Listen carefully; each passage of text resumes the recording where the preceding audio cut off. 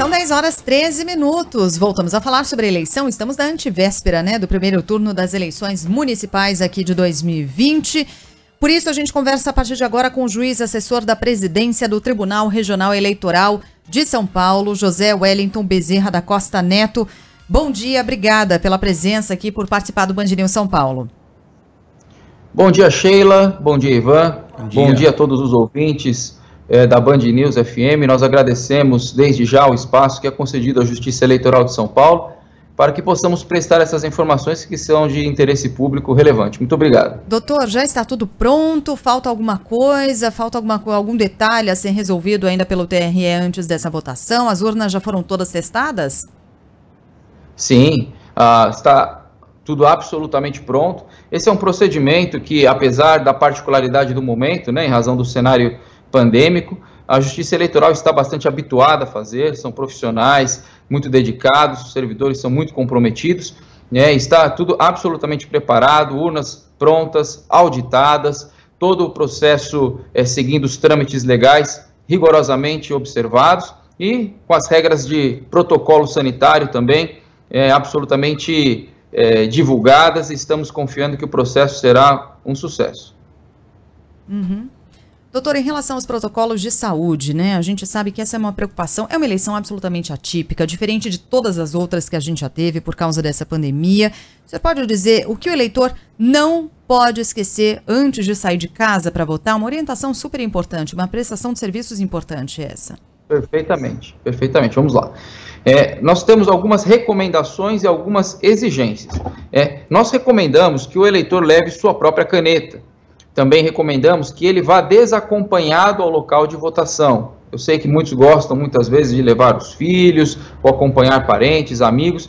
Esse é um momento em que esta prática não é recomendável.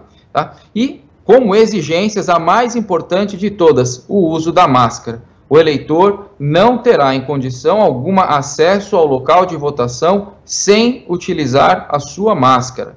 Tá? Não tem direito de votar sem máscara. Inclusive, a legislação eleitoral prevê que o impedimento ao eleitor de votar, que por falta de uso da máscara, não constitui violação ao seu direito de votar. Também é importante que o eleitor leve um documento com foto. Importante não, necessário. Precisa de um documento com foto para se identificar e votar. Esse documento poderá ser o e-título se ele já tiver feito a biometria. Se ele tiver feito a biometria, no seu e-título constará a sua foto, que ele pode utilizar também para se identificar. Agora, aos mesários. Se ele não tiver feito a biometria, não haverá foto no seu e-título, então ele precisará de outro documento, o documento oficial, evidentemente, com foto, Pois não? Não, é isso que eu ia perguntar. Quem não fez a biometria pode votar, Não vai ter não teve o cancelamento. Não, sim. Sim, esse ano nós não utilizaremos a identificação biométrica para fins de votação, porque seria um foco de contaminação. Então, documento com foto, e-título ou qualquer outro documento. Tá? O e-título só se tiver feito a biometria. Dentro da sessão, não sei se posso prosseguir. Claro. Sim, claro, por favor. Dentro da sessão eleitoral, passo a passo para o eleitor, de uma forma assim bem didática, ele vai apresentar-se ao mesário, vai permanecer à distância de pelo menos 1 metro, vai apresentar o seu documento com foto também sem entregar ao mesário. Se houver necessidade, baixar momentaneamente a sua máscara, se houver necessidade, para fazer o reconhecimento facial. Aqueles que puderem ser identificados mesmo com a máscara não precisarão desse procedimento.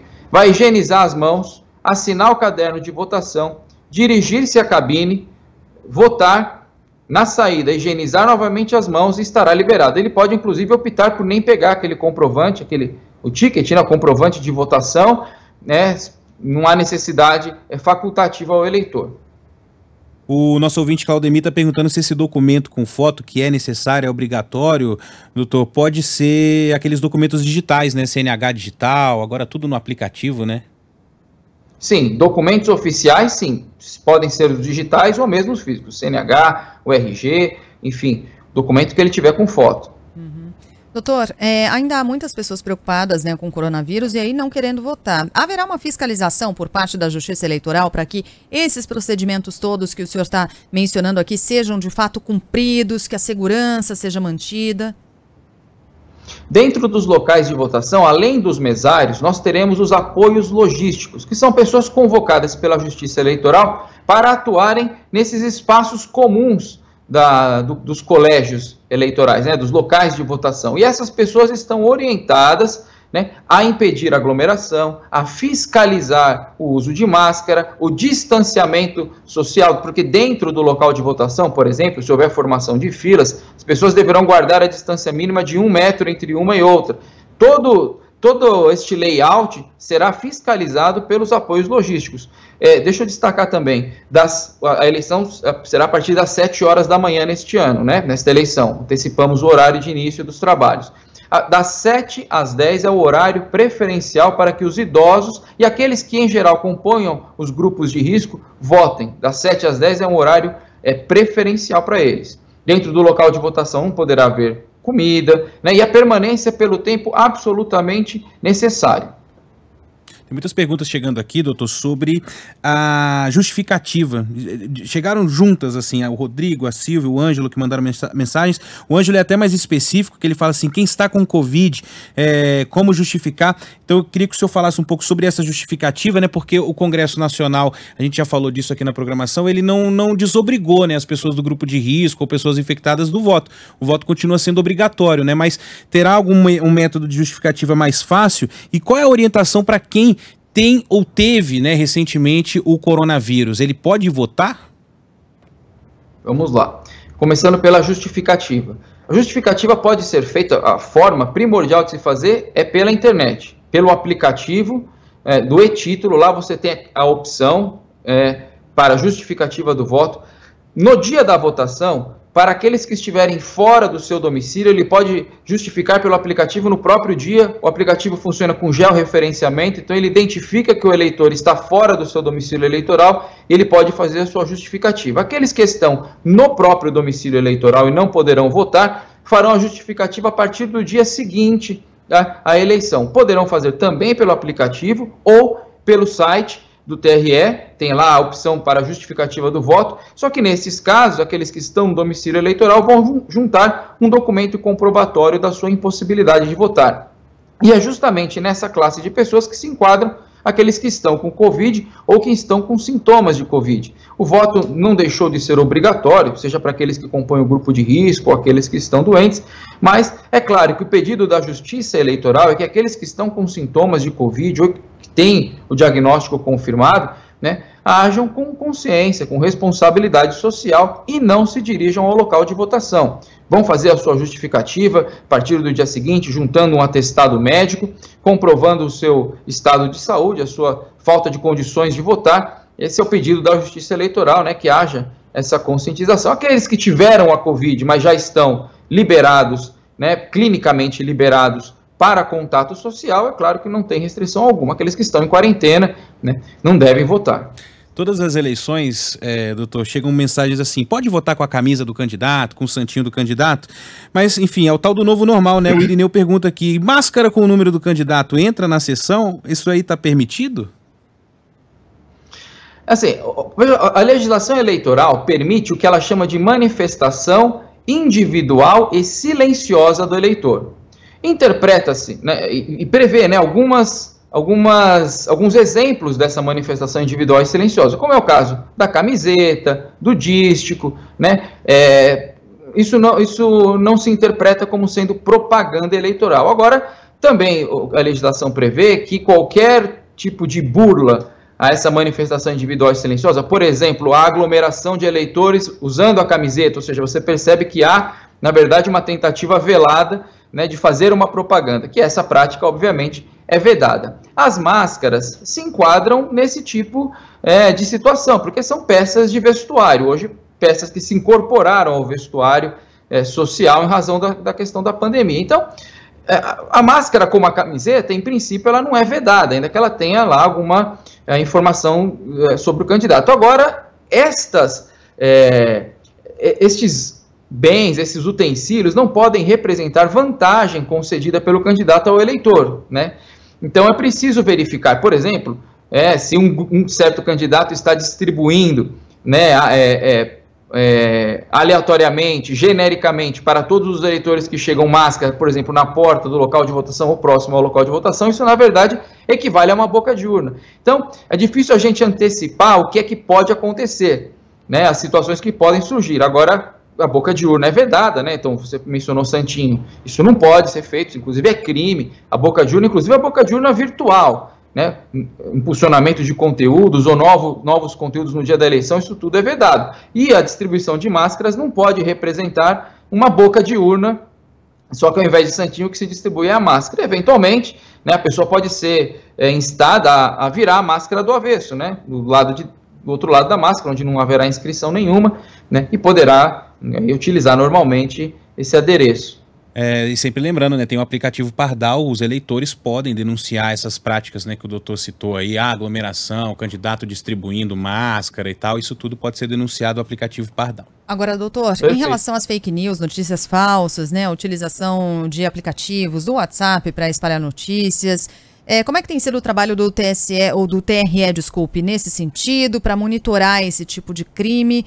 Como é que tem sido feito esse trabalho em parceria, claro, com o TSE?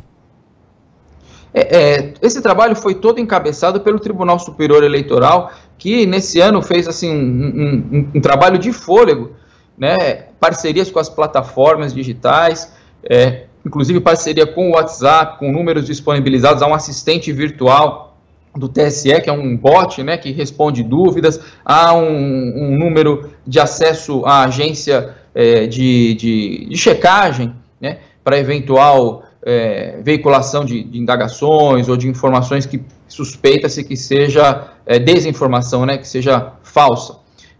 A Justiça Eleitoral, na verdade, aborda essa questão da desinformação como parte da sua responsabilidade institucional pela lisura das eleições, mas não é propriamente um problema eleitoral, é um problema de outra ordem, talvez até sociológico, que tem sua repercussão eleitoral. Então, a gente procura coibir por meio dessas parcerias com plataformas digitais, né, pedindo ao eleitor, né, que tenha também alguns cuidados, aquelas dicas básicas, né, procure a autoria da notícia, veja o link, né, procure os sites institucionais ou sites oficiais de órgãos de imprensa, verifique se aquela notícia está nestes sites oficiais, entre no site oficial do Tribunal Superior Eleitoral, do Tribunal Regional Eleitoral de São Paulo, verifique o contexto da notícia, a data de publicação da notícia, erros ortográficos, notícias com vários pontos de exclamação,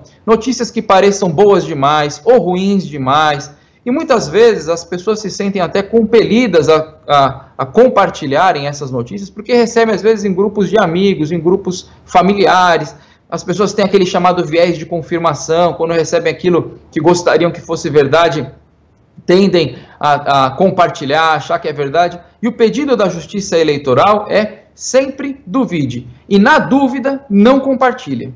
Esse é o nosso apelo. Muito bem. Doutor, já agradecendo a sua presença aqui no Band News São Paulo, a gente está conversando com o juiz assessor da presidência do TRE de São Paulo, José Wellington Bezerra da Costa Neto. Deixei para o final a pergunta de R$1 milhão. A apuração, dá para estimar a hora em que a gente sabe que cada eleição fica mais rápido, né? A apuração, imagino que nos municípios essa apuração deve ser mais rápida, mas dá para estimar mais ou menos que hora a gente vai poder ter o resultado desse primeiro turno das eleições municipais ou não? Olha, essa pergunta é realmente como você disse, eu não sei se é a pergunta de 1 milhão, mas é a pergunta mais espinhosa, porque de fato nós não temos essa estimativa. Agora, o que eu posso compartilhar com vocês é que no ano de 2016, no estado de São Paulo, a totalização foi concluída às 22h44, oficialmente. A gente está falando do estado, e do estado, 100% das urnas, isso, né? Exato, no estado de São Paulo, 100% das urnas foram apuradas, os procedimentos foram encerrados às 22h44. Foi a última eleição municipal, que é o último parâmetro que nós temos. É o último parâmetro que nós temos de eleição semelhante a essa, e nós confiamos e esperamos que esse ano vamos bater esse recorde. Contamos com a torcida de todos. Tomara, a gente vai ter na galera de Nevada. Isso. Um beijo, galera, Nevada. A gente vai ter o resultado aqui, Geórgia vai estar contando voto ainda, né, nos Estados Unidos. Doutor, muito obrigado, viu, pela presença aqui no Band News São Paulo. Claro, a gente vai continuar acompanhando em contato com o TRE. Porque são muitas dúvidas ainda de ouvintes, mas a gente já faz esse convite também, né, Sheila? Domingo vai ser uma grande cobertura, tirando dúvida, prestando esse serviço, e por isso eu agradeço também a presença aqui do doutor no Band News São Paulo. Nós estaremos aqui à disposição, é sempre uma satisfação falar com vocês. Um grande abraço a todos, um excelente dia, Sheila, um excelente dia, Ivan. Obrigada, Valeu. Bom dia.